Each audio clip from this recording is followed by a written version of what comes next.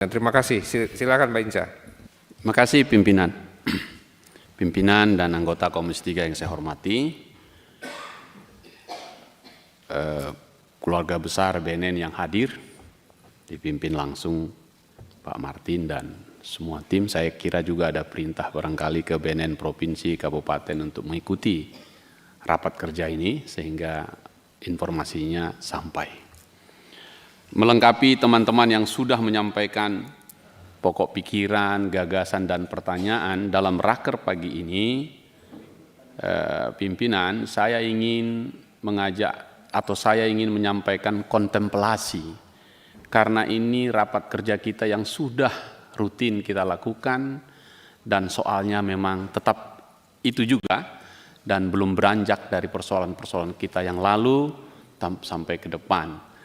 Tetapi lembaran presentasi yang disampaikan Pak Martin ini melegakan saya untuk membaca dan memetakan secara jernih problem kita ini, dan dari situlah saya mengajukan kata kontemplasi untuk kita agar betul-betul dapat ketika dimulai dari 4 slide yang mengguncang hati dan pikiran saya tentang perkembangan permasalahan narkoba, dan ini sudah saya sampaikan berkali-kali, dengan tambahan politik global yang Presiden Trump menyampaikan secara terang benderang bahwa kartel narkoba sebagai organisasi teroris. Dalam rapat kita terakhir saya menyampaikan juga dalam rapat di Komisi 3 ini bahwa bandar narkoba adalah teroris paling jahat di muka bumi sepanjang ada bumi ini. Dan karena itu saya kira apa yang disampaikan oleh Trump juga adalah suara kita meskipun dampaknya ke kita. Karena memang pada akhirnya di slide yang pertama itu kata-katanya menyeramkan buat saya, tapi inilah kenyataannya.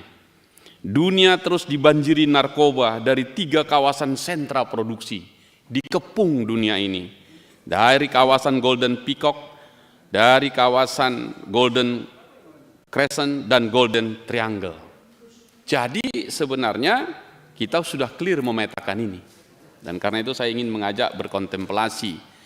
Lalu disampaikan lagi dari 5,8% atau 296 juta orang dari 8,1 miliar penduduk dunia terpapar narkoba ini.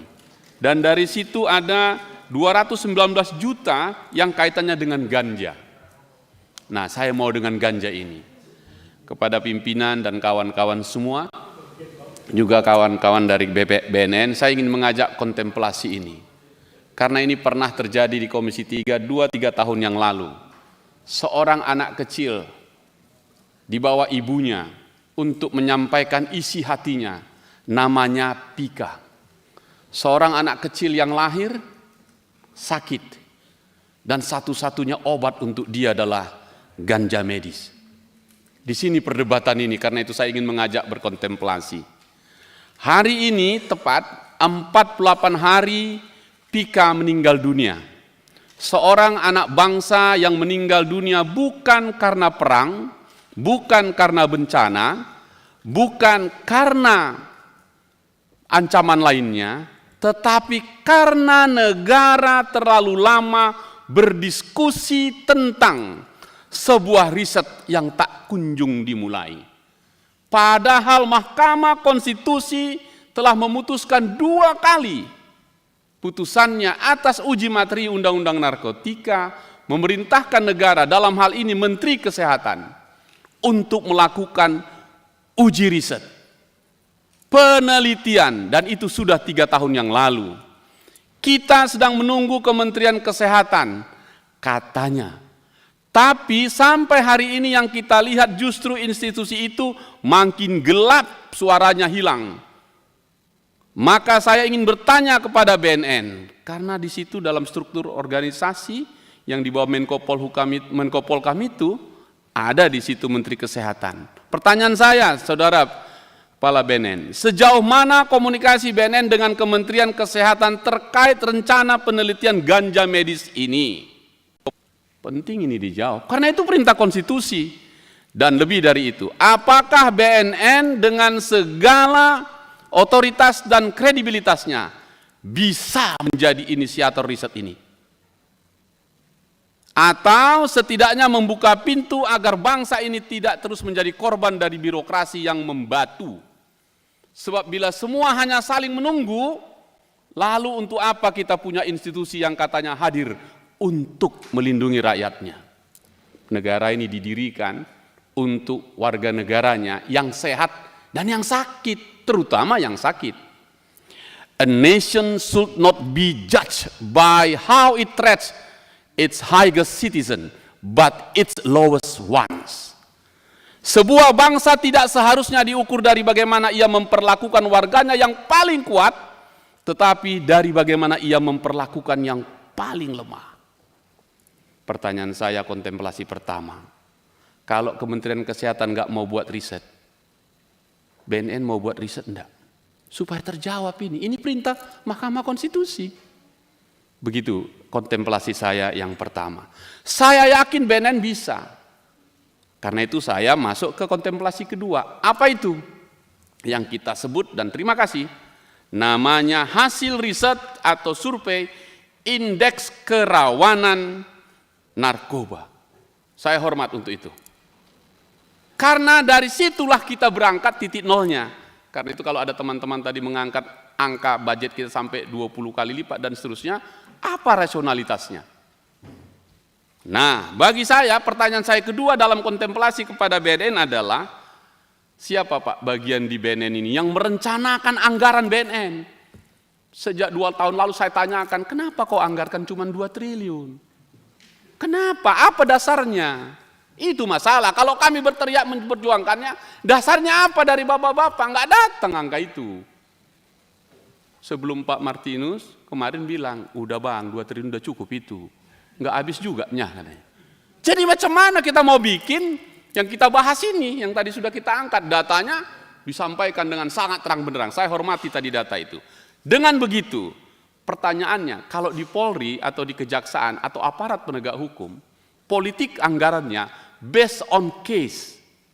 Berapa kasus yang ditangani, kali berapa indeksnya, dapatnya sekian. Oke, keluarlah angkanya. Ya sudah, itu berdasarkan, berarti based on jumlah perkara itu. Sekarang BNN pakai apa datanya? Kontemplasi saya Pak Martinus, gunakan indeks kerawanan narkoba ini. Saya pakai saja data yang diajukan di halaman berapa ini ya, sebaran peta kawasan rawan narkoba. 9.270 kawasan rawan narkoba. Bagi 2, dulu bagi 4, sekarang bagi 2. Bahaya 457, waspada 8.813. Ayo pakai ini saja. Menurut bapak-bapak semua, satu kawasan bahaya berapa biayanya? Satu kawasan waspada berapa biayanya? Saya asumsikan pimpinan, kalau untuk yang bahaya satu kawasan itu 10 miliar, cukup atau tidak? Misal saja. Jadi kalau 10 miliar kali 457, itu artinya 45,7 triliun. Nah, jadi Pak Beni dan Pak Tarda, saya bantu ini alur pikirnya, pakai data. Semangatnya kita sama itu. Oke? Yang kedua, untuk waspada 8.813, kira-kira setengahnya? Oke, misalnya 5 miliar. Contoh nih ya. Kalau 5 miliar kali 8.813 itu artinya 44,065 triliun. Jadi kalau dijumlahkan, total 44 tambah 45, itu jumlahkan saja. Jadi benar oleh teman-teman ini, kalau mau selesai kawasan rawan narkoba bahaya dan waspada, selesai dalam kurun waktu berapa, kalikan angkanya, udah dapat berapa triliun Pak? Kalau kira-kira cocok Bapak rasa, tepuk tanganlah Bapak dan Ibu dulu. Oke ya, kalau sepakat ini kontemplasi. Saya dalam raker ini mau ngajak kontemplasi nih. Kalau saya kan dari dulu sudah bilang ini Pak Martin, BNN bubar atau sangar. Kalau nggak mau bubar kau sangar, kalau nggak mau sangar kau bubar. Hinca panjaitan sikap politiknya sangar, kan begitu. Maka ini jalan keluarnya. Jadi untuk apa indeks ini kalau cuman anggarannya tadi segitu? Nah, dari sini kalau seandainya itu menjadi soalnya, kalau setuju dengan di situ, maka aku tinggal lihat ini, bahaya dan waspada itu. Agak unik angka ini, data ini. Antara bahaya dan waspada ini dengan penggunanya. Kalau kawasan rawan narkoba, bahaya dan waspada, masih Jawa Tengah, Jawa Barat, Banten yang tertinggi. Baru Jawa Timur, ya Jawa Timur dan Pulau Jawa lah. Sumatera Utara kampungku ini cuma 476 kawasannya. Dan 23 yang berbahaya, 453 yang waspada. Dari 693 kami kelurahan atau 450 kecamatan. Agak-agak, kami masih agak tarik nafas begitu. Tapi begitu melihat perkembangan prevalensi penyalahgunaan narkoba, Sumatera Utara 5 tahun berturut-turut juara nasional terus ini. Juara terus ini. Nah, juara nasional. Masuk akal. Hasil penelitian saya, Pak Martin. Kami paling banyak penggunanya. Karena banyak kebun di kami dan banyak nelayan di kami. Karena itu kalau dia makan itu, tambah tenaganya. Bonus dapat. Dan seterusnya. Dari sini saya ingin berangkat ke spiritnya Pak Martin, saya setuju. The best way untuk BNN adalah intelijen. Dan saya percaya kemampuan Pak Martin selama memimpin yang kemarin itu, ini hal yang mudah ini menurut saya. Karena pengalaman Pak Martin untuk bidang ini. Oleh karena itu kebijakan strategi yang untuk intelijen tadi, kontemplasi ketiga. Pak Martin, saya tetap mengkritisi ini dan jangan gunakan istilah ini. Karena menegasikan pertanyaan-pertanyaan teman-teman. Apakah darurat kita atau tidak? Udah dijawab itu sejak zaman Presiden SBY, Jokowi sampai sekarang tetap darurat. Saya baca betul pelangnya besar-besar Menko Polkam kemarin. Indonesia darurat narkoba. Clear itu. Nah, jadi kalau kebijakan strategi BNN ini Indonesia bersinar, jadi turun lagi. Jadi permisif kita. Seolah-olah kata bersinar itu kalau ditanya anak-anak sekarang Pak, dikumpul 10 orang, tanya apa Indonesia bersinar, enggak tahu dia. Jadi poin saya kontemplasi ketiga, jangan disingkat. Enggak usah disingkat-singkat, langsung saja. Kalau bersinar apa? Menurut bapak-bapak kan bersih dari narkoba. Juga enggak punya nilai Pak, enggak kata kerja itu. Saya ingin mengasih tahu kata kerja, karena Anda aparat negara, kata kerja, apa itu? Bersih dari jaringan sindikat narkoba, langsung. Jadi jaringannya yang tadi sudah disebut, kalau sudah selesai jaringannya, selesai tadi narkobanya. Jadi Pak Martin mohon izin ini, jangan gunakan singkatan-singkatan lagi. Seringkali kita buat singkatan, TNI buat singkatan, polisi buat singkatan, BNN buat singkatan. Awak pun tak tahu singkatannya itu jadi panjangnya kayak apa. Jadi langsung saja, Indonesia bersih dari jaringan sindikat narkoba. Clear ya? Tadi udah ada datanya, jaringannya sudah ada. Maka kalau kita susun anggarannya balik lagi, KPI-nya adalah jika tahun ini jumlah angkanya 9270, tahun depan berapa Pak? Atau 5 tahun ini dengan anggaran segitu selesai atau tidak? Kalau itu selesai pimpinan, nanti rapat di akhir masa jabatan kita tahun kelima, mestinya angka 9270 bisa menjadi zero. Kira-kira begitu. Cocok Jenderal Pak Safarudin, ya kan? Tepuk tanganlah dulu, apa gitu caranya? Kalau ini kontemplasi, saya tidak bermaksud mengajari, ini kontemplasi kita dari waktu ke waktu tentang narkoba ini, BNN ini. Nah, itu yang saya ingin sampaikan kepada kita. Terakhir pimpinan, saya ingin klarifikasi aja nih di kontemplasi keempat. Strategi dan pendekatan intelijen BNN. Clear ini, saya 100% setuju Pak. Halamannya halaman berapa ya? Pokoknya nggak ada halamannya. Ini jelas ini. Nomor 1, target BNN adalah mengungkap jaringan sindikat narkoba lintas negara, lintas pulau, lintas provinsi. Great. Makanya tadi saya usulkan itu kontemplasinya. Setuju Pak. Hari ini saya senang sekali data Kalimantan Barat itu 60 titik tadi. 60 titik yang darat ya, yang biasanya kami tahu ini kalau di Sumatera kan laut. Ini daratan itu. Dan itu penting sekali. Dan seterusnya nih, operasi intelijen BNN, penyelidikan, surveillance, penggalangan dilaksanakan 24 jam kali 7 dalam seminggu, sepanjang bulan, sepanjang tahun, tanpa terputus. Perfecto bin paripurna. Ini, dan saya setuju Pak. Maka harusnya 4920 tadi selesai nih. Karena nggak ada yang tidur ini orang BNN ini berarti. Awas kalian kalau tidur. Kalian udah bilang ini nggak tidur ini. Nah, kalau tidak tidur udah pas itu. Nah, fokusnya mana saja? Aku senanglah setelah Aceh Sumut. Terima kasih Pak. Kami mau berusaha, nggak mau kami. Boleh kami juara yang lain-lain. Asal jangan juara prevalensi pengguna narkoba. Tak sedap itu. Nah, jadi kegiatannya fokus pada pemetaan pintu-pintu dan seterusnya. Saran kontemplasi saya berikutnya Pak, ajak seluruh kepala desa, seluruh desa di seluruh Indonesia, dialah benteng terkecil. Saya kira pahamlah untuk intelijennya. Sudahlah Pak, kepala desa tanggung jawab kau di situ. Bunyi kau 24 jam tadi ini, silahkan digalang itu. Sesuai yang saya sarankan beberapa waktu lalu, ada namanya pekan gitu, persaudaraan kepala-kepala desa anti bandar narkoba. Ini diasahan ini. Gerakannya apa? Usir bandar narkoba dari kampung kami.